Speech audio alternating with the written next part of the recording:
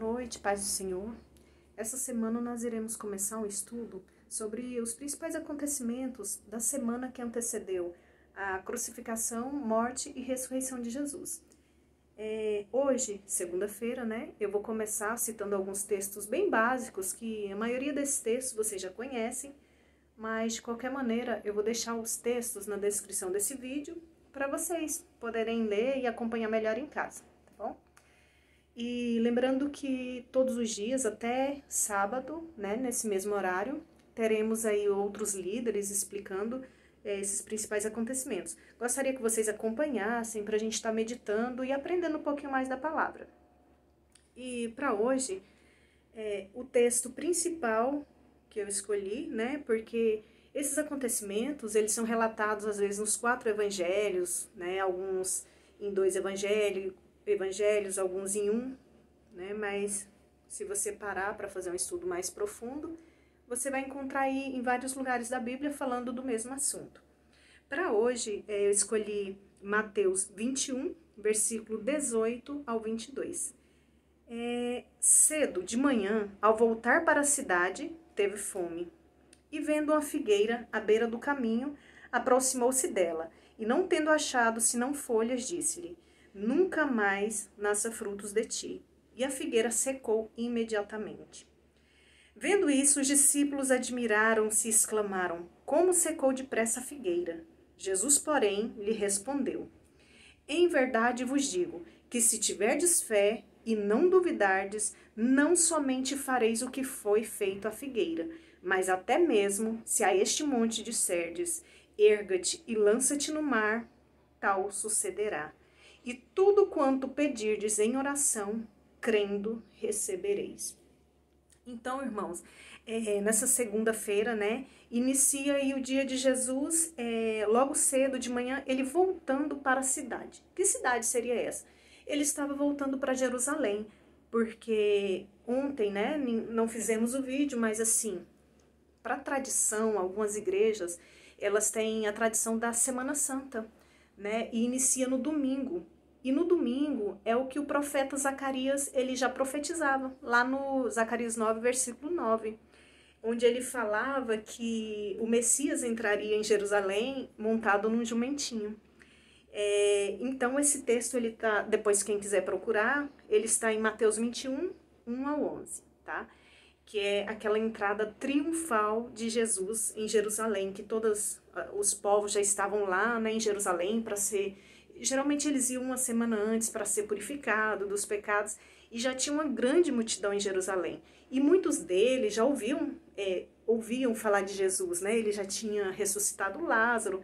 Então, muita multidão que cria em Jesus e outra multidão de curiosos estavam lá esperando o Messias, E ele entrou, como foi cumprida a profecia, ele entrou montado em um jumentinho e a multidão gritava, como está lá em Salmo 118, eles gritavam: bendito é o que vem em nome do Senhor, hosana nas alturas, E todos aclamavam e jogavam ramos, estendiam as vestes. E Jesus ficou lá durante o domingo, em Jerusalém, e voltou para a cidade de Betânia, que é aquela cidade de Lázaro e das irmãs deles. E no outro dia, na segunda-feira, Jesus ele volta para Jerusalém. E indo para Jerusalém, a palavra do Senhor nos diz que ele teve fome. E ele encontrou uma figueira. E a Bíblia relata, que essa figueira tinha folhas.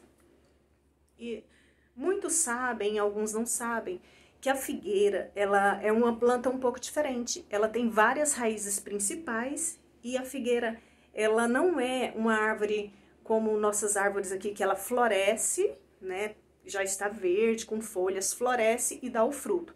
Não, quando ela tem folha, significa que ela tem já o fruto, porque o fruto ele nasce juntamente com a folha, ela não floresce.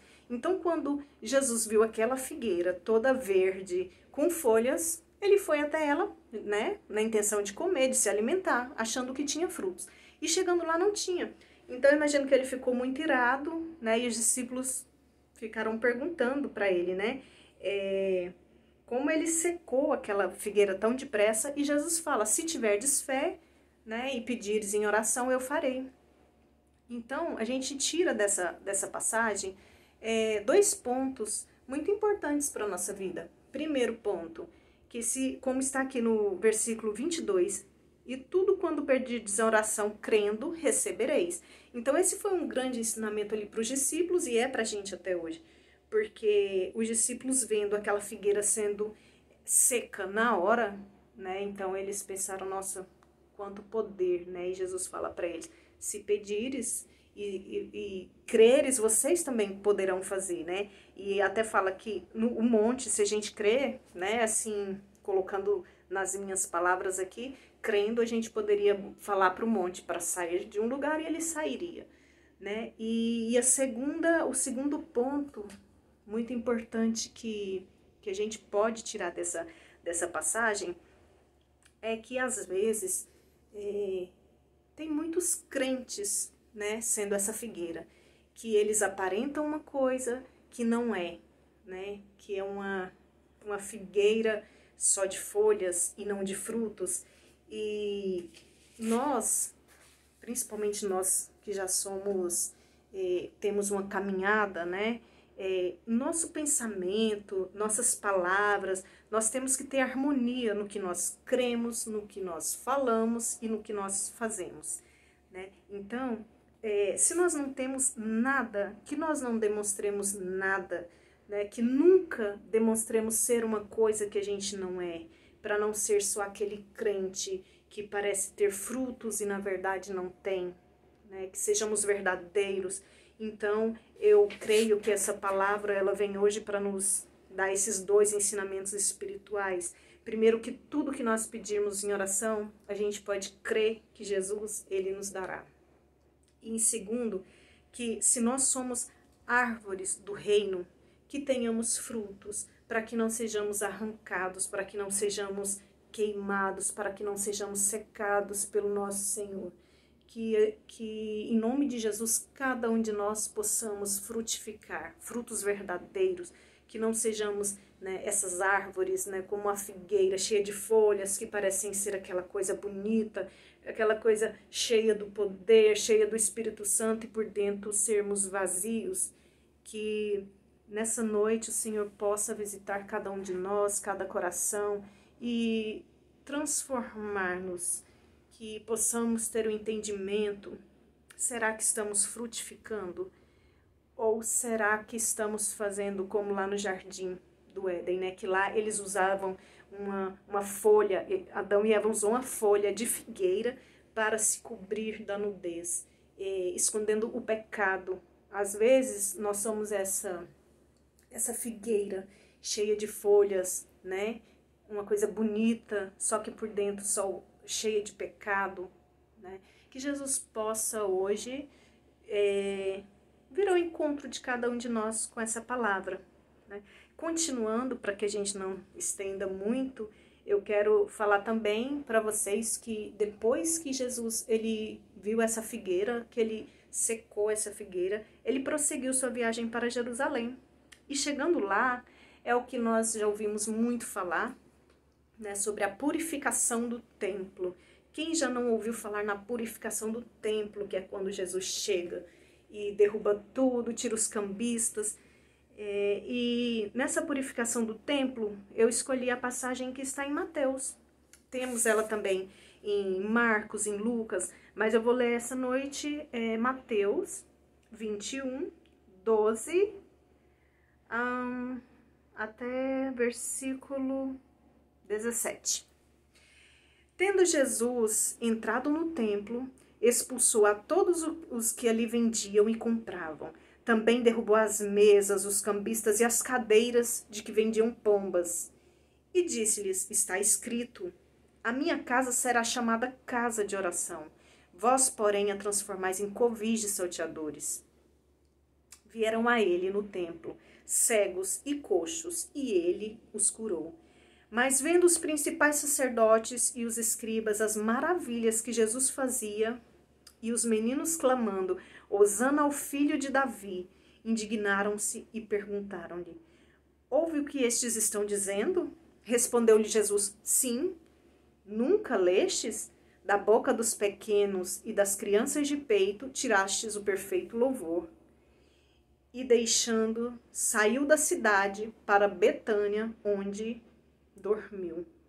Então, nesse texto, né, é a purificação do templo. Nessa primeira parte, a gente vê que quando Jesus entrou no templo, ele expulsou todos aqueles que estavam ali vendendo. Nesse tempo, como vocês sabem, né, as pessoas elas vinham de longe para serem purificadas dos pecados, para depois comemorarem a Páscoa. E como às vezes eles vinham de muito longe, eles não traziam aquelas ofertas, né, que seriam sacrificadas a Deus. E daí eles deixavam para comprar lá. E chegando lá, eu acredito que esses cambistas, esses vendedores deveriam estar lucrando muito, né? Pode ser isso que Jesus ele fica revoltado. Mas assim, o que eu quero trazer para vocês hoje não é isso, né? Mas entrando nesse contexto, outro ponto também, porque esse mercado deveria ser fora do templo, na cidade, né? Mas não vem ao caso hoje. O que eu quero falar para vocês hoje é que no templo, nessa época, não poderia entrar aqueles cegos, deficientes, né? Os chamados coxos, os que tinham lepra, enfim, tinham os escolhidos que entravam no templo. E aí no versículo 14, depois que Jesus, ele quebra tudo, imagina a ira que Jesus estava, ele derrubando tudo, quebrando, brigando com os cambistas, né? E nesse momento, vem a ele, a Bíblia fala no versículo 14, que vieram cegos e coxos, e ele os curou. Ou seja, quando Jesus fez tudo isso, vieram a ele aqueles que não podiam entrar no templo, né? E a Bíblia fala que quando vieram a ele essas pessoas que consideradas impuras, imundas, que não poderiam vir, Jesus curou. Então imagina vocês, aquelas pessoas que estavam querendo prender Jesus, quando viram isso, pensaram, ele fez alvoroço no templo e além de tudo, né, ainda se diz que é o tal, vamos falar assim, né, jogando para minhas palavras. E só que quando Jesus ele derruba tudo, quando ele briga com os cambistas, ele fala o que está já escrito lá em Isaías 56, versículo 7. Ele fala assim, a minha casa será chamada casa de oração, né? E ele usa a palavra da Bíblia para que aquelas pessoas entendessem que ele realmente era o escolhido, né? Que ele era o Filho de Deus. E logo em seguida ele ainda cita Jeremias 7,11, falando assim, e transformaram, né, o templo, aquele lugar, em covil de salteadores. E ele citando tudo isso, vem, né, os sacerdotes e fala para ele, você ouve o que eles estão dizendo? Aí respondeu Jesus, sim, né, sim, eu estou ouvindo. Então, depois disso tudo, Jesus, no final do dia, ele volta novamente a Betânia, né? Onde ele passou novamente a noite. E esse decorrer da história veremos aí, né, amanhã, depois, até no domingo, até no sábado, né? Outros líderes estão falando sobre o restante dessa história, que a gente já conhece o final, mas que é muito interessante a gente ir conhecendo detalhes, né? Então, irmãos, o que eu tenho para trazer para vocês hoje, contextualizando nas minhas palavras, eu acredito que o que o Espírito falou comigo é o que quer falar com vocês também essa noite, que purifiquemos nosso templo, que frutifiquemos, que sejamos verdadeiros adoradores, que esse tempo, né, que estamos vivendo hoje, que essa obrigação de estarmos em casa com a família, essa meio que obrigação de não termos quase nada o que fazer, que a gente fica desesperado achando, não tem nada. E aí nesse meio de achar que não tem nada, a gente vai descobrindo a família, a gente vai descobrindo a Bíblia, e que nesse período seja período de grandes aprendizados, de grande vivência com o Senhor, que possamos ler cada vez mais, procurar aprender, né? E que possamos realmente conhecer esse Jesus, que possamos realmente ser uma figueira verdadeira que dê frutos, que possamos purificar o nosso templo e que possamos saber, né, também levar uma palavra aos irmãos quando eles necessitam. Porque quando a gente fala de frutificar, eu fiquei imaginando hoje, frutificar, né? Quando a gente fala na igreja, às vezes, frutificar, a gente pensa, é trazer outra pessoa para Jesus. Não, a figueira, o figo, nem sempre é doce. Então, existem inúmeros derivados do figo. Existem remédios, existe o látex, existe o doce de figo, existe o figo fruta mesmo que você pode consumir. Assim como na vida da igreja, existe o irmão que canta, existe o irmão que prega, e existe aquele irmão que às vezes acha que não tem dom nenhum, que eu não sei cantar, então Deus não me deu um dom, não me deu um talento. Só, irmão, que eu digo essa noite para você, que mesmo às vezes o seu talento você não tenha descoberto, talvez você não esteja ainda trabalhando com este dom, Deus quer dizer para você essa noite que o fato de você fazer uma ligação para um irmão, fazer uma oração para um irmão e dizer o quanto Deus o ama, o quanto ele é importante para o Senhor, isso é um dom, isso é frutificar, né? Às vezes tem aquelas figueiras verdes com folhas maravilhosas, mas por dentro estão secas e que logo, logo será arrancada, será queimada, será ceifada do reino. Então, irmãos, é isso que eu queria trazer para vocês essa noite. Os textos eu vou colocar aí na descrição do vídeo. Que Deus abençoe infinitamente mais você e sua família e que estejam na paz, tá bom? Que a paz que excede todo o entendimento esteja com você, esteja na sua casa, sobre sua família. Em nome de Jesus, amém. Fiquem com Deus.